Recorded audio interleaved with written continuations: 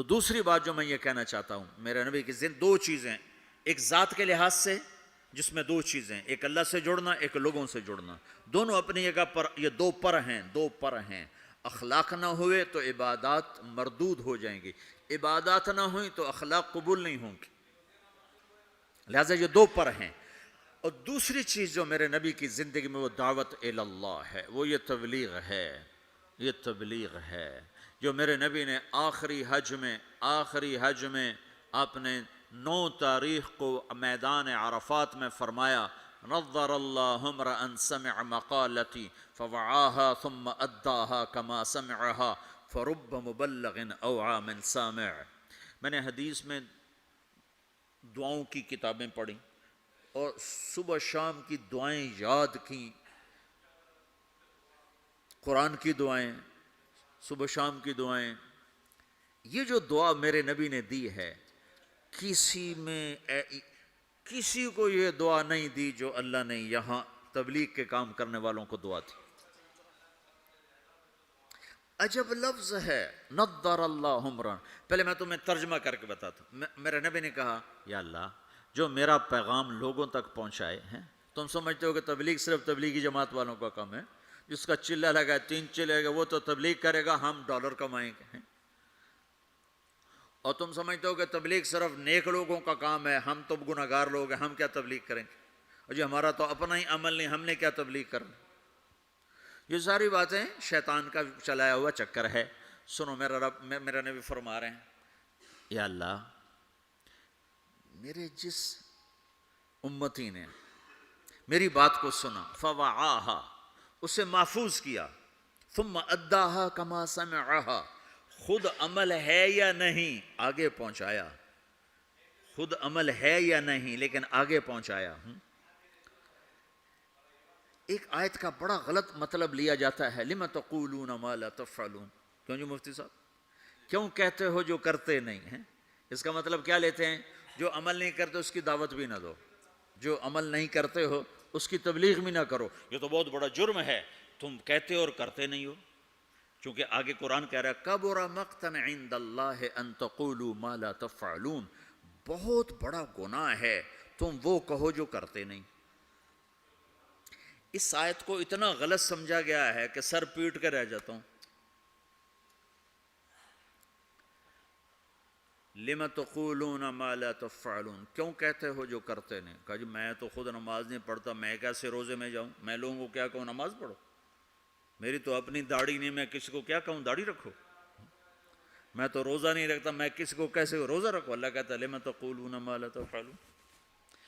تو اب میں ایک لفظ بولتا ہوں، کبر مقتن،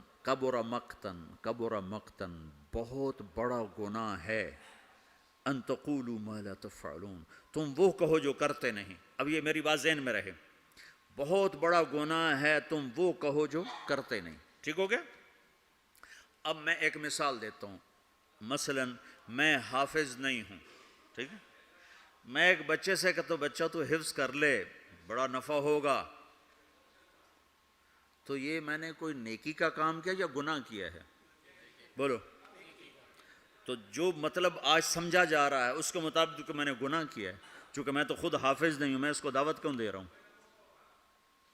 جب میں خود حافظ نہیں ہوں اور میں کہہ رہا ہوں، اپنے بیٹے سے ہی کہہ دو میرا بیٹا تو قرآن یاد کر لے، وہ آگے کہ ابا تو پہلے خود یاد کر پھر مجھے دعوت دینا. پہلے اپنے آپ کو ٹھیک کرو پھر اوروں کو تبلیغ کرنا. میں یہ کہا کرتا ہوں جو یہ کہے ہیں کہ میں ٹھیک ہوں میں اب تبلیغ کروں گا، اس سے بڑا تو شیطان کوئی نہیں.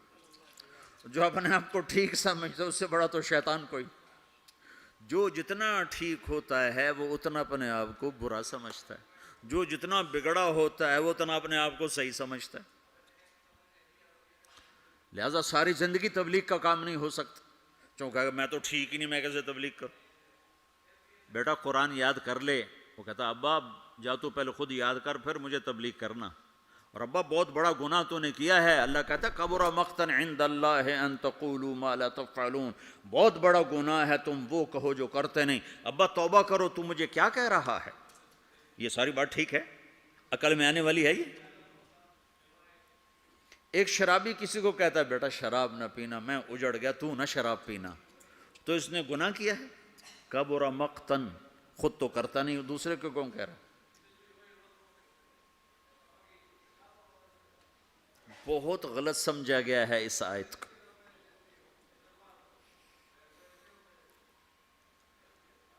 مجھے جس نے 3 دن کے لیے وصول کیا تھا وہ آج بھی داڑھی موڑتا ہے، تو میں اس کو کہتا کہ تو کم وقت پہلے اپنا آپ تو ٹھیک کر پھر مجھے تبلیغ کر، تو میں کتنے گھاٹے میں جاتا. میں اس کے کہنے پہ چلا گیا 3 دن.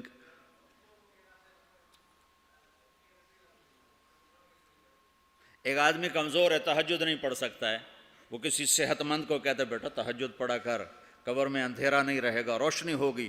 وہ کہے بابا جی پہلے خود پڑھ پھر مجھے کہنا. تو یہ جس نے اس کو کہا ہے بیٹا تہجد پڑھا کر، خود نہیں پڑھتا، یہ گناہ ہے؟ گناہ ہے؟ تو پھر اس آیت کا مطلب کیا ہے؟ کبر مقتن، بہت بڑا گناہ ہے تم وہ کہو جو کرتے نہیں. لم تقولون ما لا تفعلون، کیوں کہتے ہو جو کرتے نہیں؟ تو اس آیت کا مطلب یہ نہیں ہے جو نہیں کرتے اس کی دعوت نہ دو، جو نہیں کرتے اس کی ترغیب نہ دو، یہ اس کا مطلب نہیں ہے.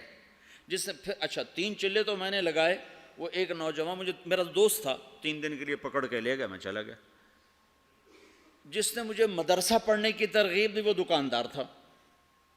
3 چلے کے آخر میں ہم دونوں کی تشکیل کٹھی تھی، مجھ سے کہنے لگا تم عالم بن جاؤ، ڈاکٹری چھوڑ. میں ڈاکٹری پڑھنا چاہتا تھا، میڈیکل، میرے باپ مجھے ڈاکٹر بنانا چاہتے تھے. تو مجھ سے کہنے لگا تم اور خود وہ دکاندار تھا.